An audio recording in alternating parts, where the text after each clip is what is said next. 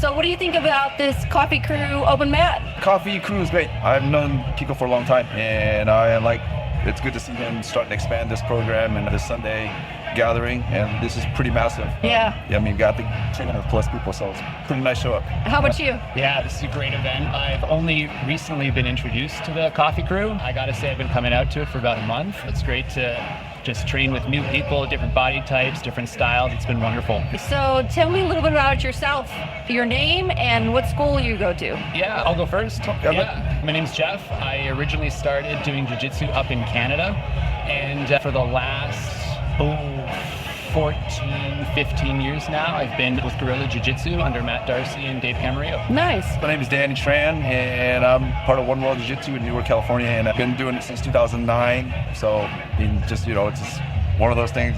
It's a marathon. You just keep showing up. You don't realize how much better you're getting every day until years later. You're like, oh, you accumulate a lot of stuff. It's great. Yeah. So what got you started in the first place?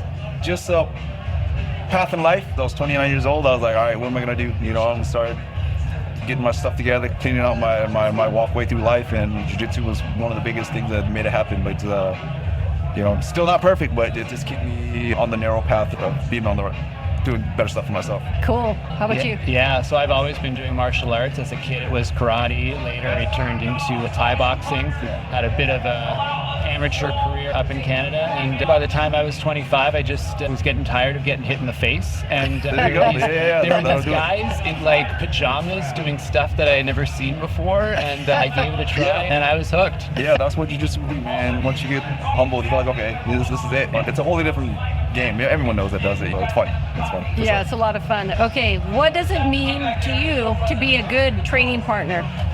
I think there's certain levels of, when you go through the years of training, you start to realize what makes a good training partner. It basically down to, everyone says it's spazziness, and being conscious of your surroundings and your training partner, and making sure that when you are training together that you're aware of the moves that you do that your training partner might not know, and be courteous. First thing you don't want to do is always grip on anything, especially in training and open mats especially. You got to be very courteous and gradually go into any type of submission that you do just to make sure that you give your training partner a chance to escape. So that's what you're here for, to learn how to get into a position and giving your training partner an opportunity to get out of the position. Without that, then you're not really learning anything. You're just trying to rip each other's heads off. True. I agree 100%. We all have to go to work the next day, and even if you're going against someone who's of lower rank, there's always something that you can work on. You can work on your fundamentals, your basics. You can always take something from that. Correct, But I think learning to get in and get out of positions, bad position, good position, is the foundation of good training. It's leave the egos away, and sometimes when you're in a bad position, you don't want to get put away, so you got to push a little bit harder, but in the end, it's always about making sure that no one gets hurt. And take your ego out of it. There's no ego when training. So what do you think was your hardest belt? Because you're a black belt and you are a brown belt. I'm gonna say purple was the prettiest.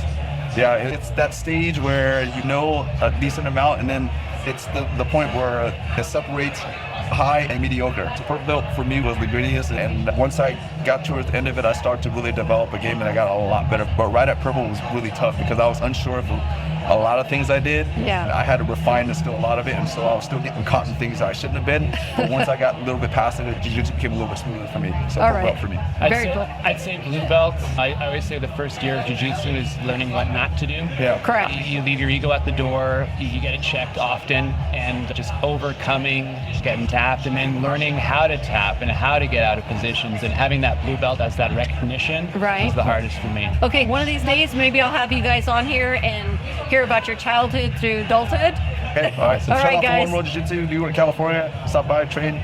Okay. Guerrilla Jiu-Jitsu, San Jose, California. Thank you.